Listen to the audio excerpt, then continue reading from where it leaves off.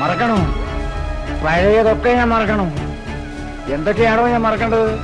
തിരഞ്ഞെടുപ്പിൽ ജയിച്ചവരുടെ പേര് നോക്കിയാൽ അറിയാമെന്ന് പച്ചയ്ക്ക് വർഗീയത പറഞ്ഞവരെ മറക്കണോ? നിങ്ങൾ മലപ്പുറത്ത് നടന്ന ജില്ലാ പഞ്ചായത്ത് തെരഞ്ഞെടുപ്പിൽ നിങ്ങൾ ജയിച്ചു വന്നവരുടെ പേരൊക്കെ എടുത്ത് വായിച്ചു നോക്ക്. ജനകീയ സമരത്തിൽ പങ്കെടുക്കുന്നവരെ തീവ്രവാദികളാക്കിയ നേതാവിനെ മറക്കണോ? ജനകീയ സമരം നടത്തിയവരെ 7-ാം നൂറ്റാണ്ടിലെ പ്രാകൃത ബോധക്കാർ എന്ന് പരിഹസിച്ച CPM-കാരെ മറക്കണോ? അവിടെ സമരമുണ്ടായി എന്നുള്ളതും സമര യഥാർത്ഥത്തിൽ ഇതിന്റെ പിന്നിൽ പ്രവർത്തിച്ചത് SDPI-യും ജമാഅത്ത് ഇസ്ലാമും തന്നെയാണ്.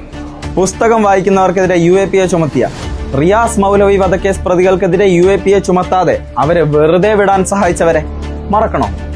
ആ കുട്ടികൾക്ക് അതുമായിട്ട് ആ ആശയവുമായി ബന്ധമുണ്ടായിരുന്നു എന്നുള്ളത് ഒരു പരമമായ യാഥാർത്ഥ്യമാണ്. അത് ഞങ്ങളുടെ പാർട്ടി പരിശോധനയിൽ കണ്ടെത്തിയതാണ്.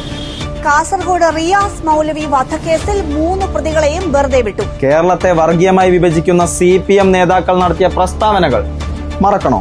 ഏറ്റവും വലിയ വർഗീയത ന്യൂനപക്ഷ വർഗീയതയാണെന്ന് പറഞ്ഞ നേതാവിനെ മറക്കണോ? ഏറ്റവും തീവ്രമായ വർഗീയത ന്യൂനപക്ഷ വർഗീയതയില്ലേ? മറക്കരുത്, കണക്ക് ചോദിക്കാൻ സമയമായി.